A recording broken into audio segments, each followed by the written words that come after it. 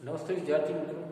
कक्षा 12वीं में हिंदी में अभिव्यक्ति और माध्यम जो हमारी पाठ्य पुस्तक है उसमें वैसे कई सारे चैप्टर हैं जो रचनात्मक लेखन के अंतर्गत आते हैं। तो उसमें काव्य रचना, कहानी लेखन और नाटक लेखन ये सब भी है।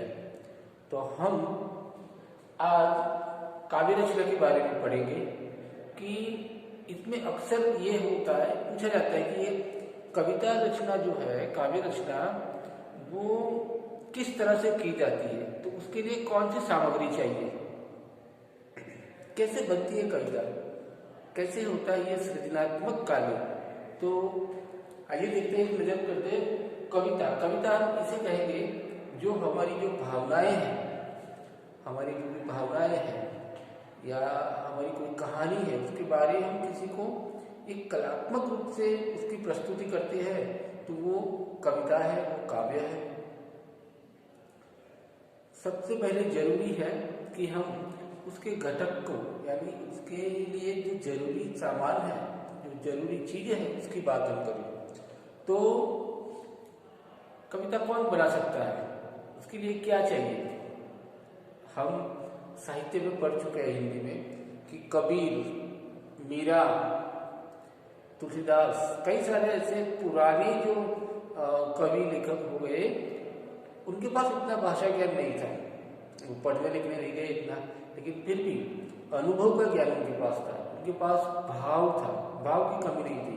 वो ईश्वर के लिए जो उनके मन में भाव थे, उनसे कविता बनी। तो कविता के लिए जरूरी है हमारे विचार, हमारे भाव, हमें किसी से जो भावना है, हमें किसी से प्रेम है, किसी से नफरत है, किसी से गुस्सा है, तो ये जो भी है, जो भाव हमारे में आता है, अगर कोई रास्ते पर चलते कोई अच्छा हमने नेचर देख लिया, कोई अच्छी सुंदरता हमने देख ली कि क्या नदियाँ, पहाड़ और ऐसे पेड़, डालियाँ लहरा रही है, पेड़ पौधे अगर दिखते हैं, तो मन में ऐसे भाव उमड़ाते हैं कि क्या सुंदरता है प्रकृति की।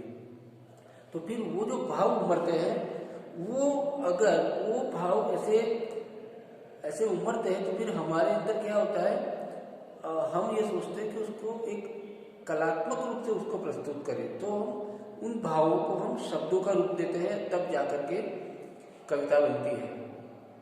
हमारे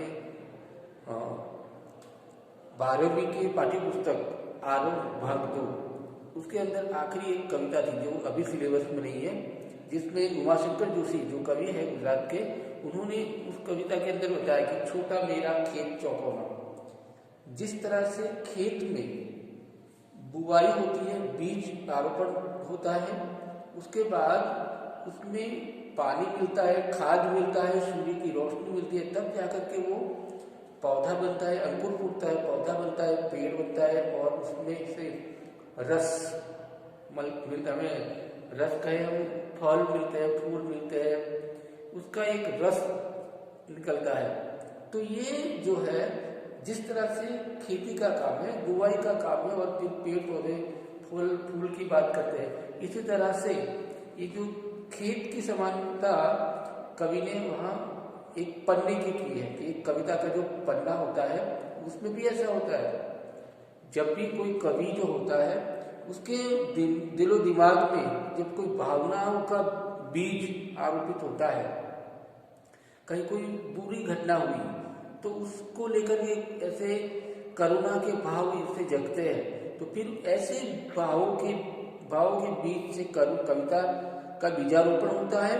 उसके बाद कवि उसमें शब्दों का रूप डालता है, उसमें अलंकार डालता है, और उसके समान भाषा और शैली का प्रयोग करता है। जिस तरह से वो बीज जो है, उसमें हम खाद डालते हैं, पानी डालते हैं, इस तरह से ये कवि भी जो उसके मन में जो भाव उमड़े हैं, उसको वो अच्छे से पेज पर उतारता है, शब्दों का रूप देता है, और अच्छी कविता बनती है जिसका हम रसास्वाद करते हैं, एसेंस उसका हम ग्रहण करते हैं, वो ऐसा माना जाता है कि पेड़ पौधों की जो कटाई होती है जो फसल की, उसको तो उसका रस तो एक बार हम लेते हैं, लेकिन कविता की जो उसका रसास्वाद है वो तो कभी खत्म नहीं होता। उसकी खुशबू, उसकी जो भी अहमियत है, जो उसमें से हमने ग्रहण किया है, वो हमें ताउम्र याद रहता है।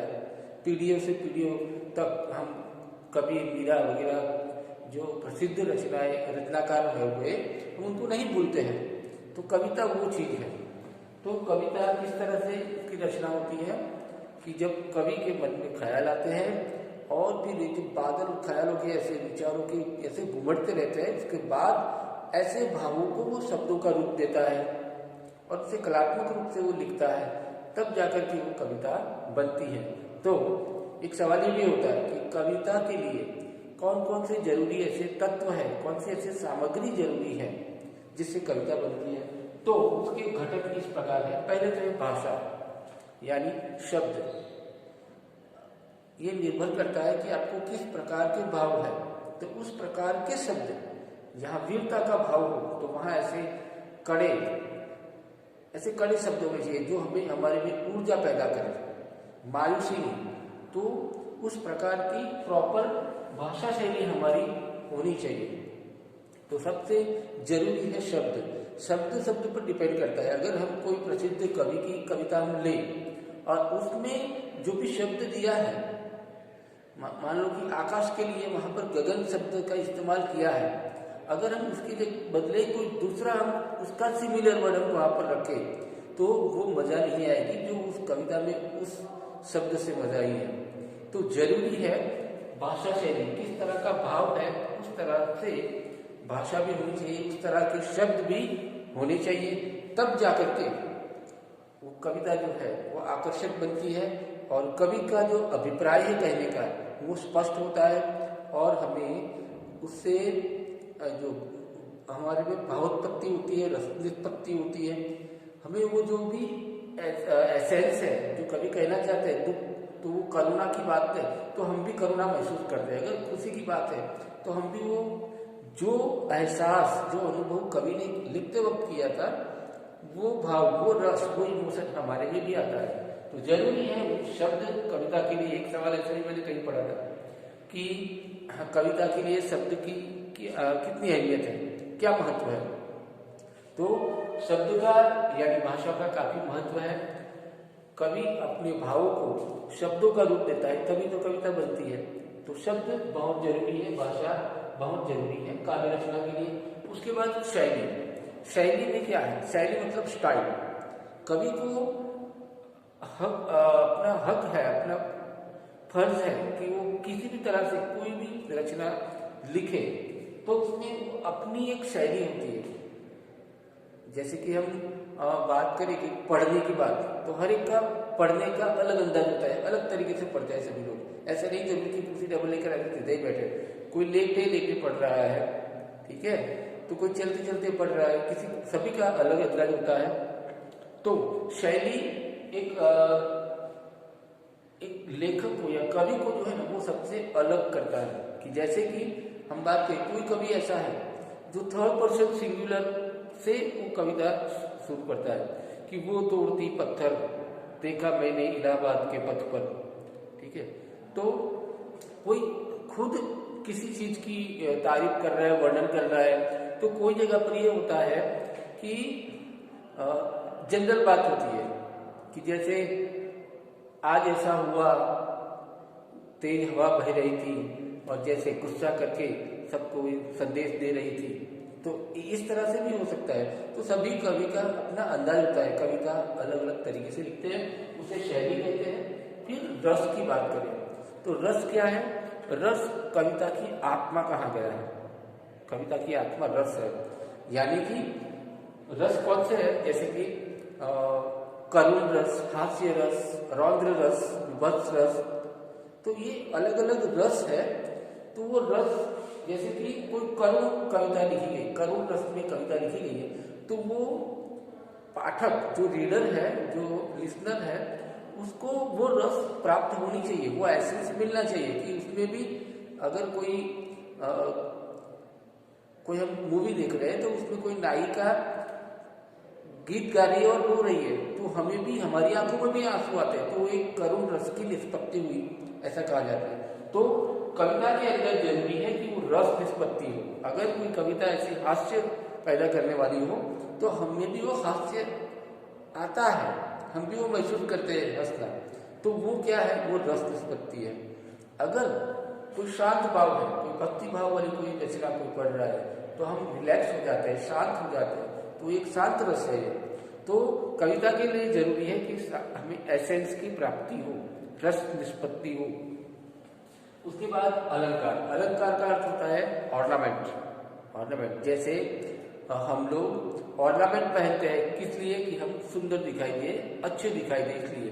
तो इसी तरह से कविता में भी कुछ ऐसे शब्द, कुछ ऐसे प्रयोगात्मक शब्द इस तरह से यूज किए जाते हैं, इस्तेमाल किए जाते हैं कि कविता और भी आकर्षक लगती है। कुछ ऐसे शब्दों का चयन होता है और इस तरह से बात को अंदाज पेश किया जाता है कि वो बहुत ही आकर्षक लगे, सुंदर लगे।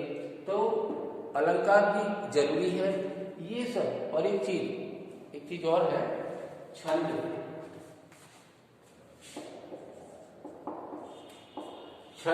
छंद भी जरूरी है काव्य रचना के लिए। छंद क्या है?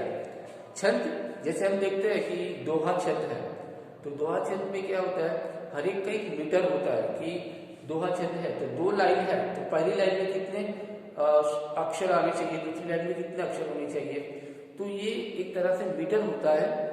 ये छंद का इस्तेमाल करने से जो कविता है उसमें एक रिदम आती है, एक ट्यून आती है, एक प्रॉपर ट्यून आने से वो गाने में मजा आता है, सुनने में मजा आता है। तो ये सारे घटक जो है कविता के हैं, जिसमें हमने देखा शब्द यानी भाषा, शैली, स्टाइल इसका होता है कविता, अपनी कविता बनाने का।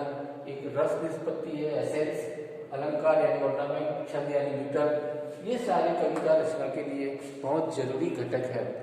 तो दोस्तों इसी के साथ काव्य रचना से जुड़ी और भी जो जानकारी है मैं आपको PDF फाइल इसके साथ भेज रहा हूँ, लिंक भेज रहा हूँ, आप देखिए, पढ़िए। और मैंने अभिव्यक्ति और माध्यम की जो आपको PDF फाइल भेजी है तो उसमें भी ये है, तो आप देखिए उसमें कविता रचना यानी काव्य लेखन किस प्रकार से होता है, उसके किस तरह से प्रश्न पूछे जाते हैं, वो सब कुछ PDF फाइल में दिया हुआ है। तो आपसे निवेदन है पढ़िए, और अगर कोई आपत्ति है तो आप सूचित करिए। ओके, धन्यवाद।